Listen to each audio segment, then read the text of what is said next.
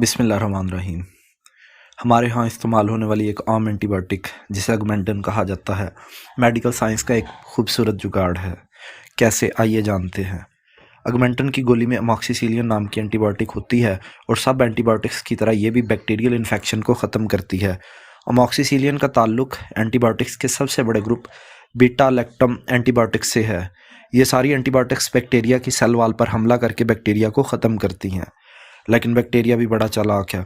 इसने इतनी सारी एंटीबायोटिक्स का एक ही इलाज निकाला।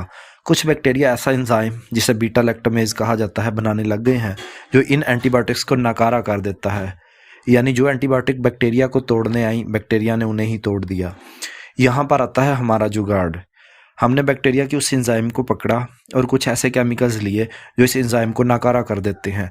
ऐसा ही एक केमिकल क्लेवुलैनिक एसिड है जो बैक्टीरिया के एंटीबायोटिक नाकारा करने वाले एंजाइम को ही नाकारा कर देता है।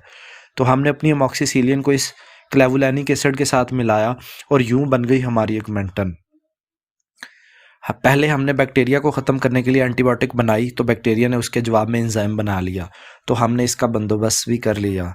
इस तरह हमारे पास मुख्तलिफ एंटीबायोटिक्स और केमिकल्स की जोड़ियाँ और दो मुख्तलिफ एंटीबायोटिक्स की कम्बिनेशन भी मौजूद हैं।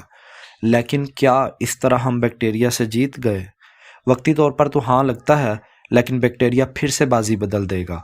बल्कि ऐसी बैक्टीरिया भी मौजूद हैं जो तकरीबन सब एंटीबायोटिक्स को फेल कर चुके हैं। यह एंटीबायोटिक रेजिस्टेंस की जंग है जिसमें बैक्टीरिया एक अरसे के बाद एक एंटीबायोटिक के ख़िलाफ़ मुज़ाहमत पैदा कर लेता है। वैसे तो ये काम इर्तिकाई उसूलों के मुताबिक होता है, लेकिन हम इंसानों की तरफ से एंटीबायोटिक्स का बिला ज़रूरत और गलत इस्तेमाल इस अमल को शदीद कर देता है, जिसमें हमारा और हमारी आने वाली नस्लों का नुकसान है। क्योंकि आज जो बैक्टीरिया आसानी से ख़त्म हो रहा है, कल को वही बैक्टीरिया मुश्किल पैदा कर सकता है। हमारे पाकिस्तान में सरकारी रिपोर्ट्स बताती हैं कि किस तरह इंसानों और जानवरों में एंटीबायोटिक्स का बेदरेग इस्तेमाल हो रहा है, जो कि बहुत ख़तरनाक है। हर साल 18 तो 24 नवंबर हफ्ता आलमी अदारा सेहत की तरफ से एंटीबायोटिक्स रेजिस्टेंस की आगाही के तौर पर मनाया जाता है।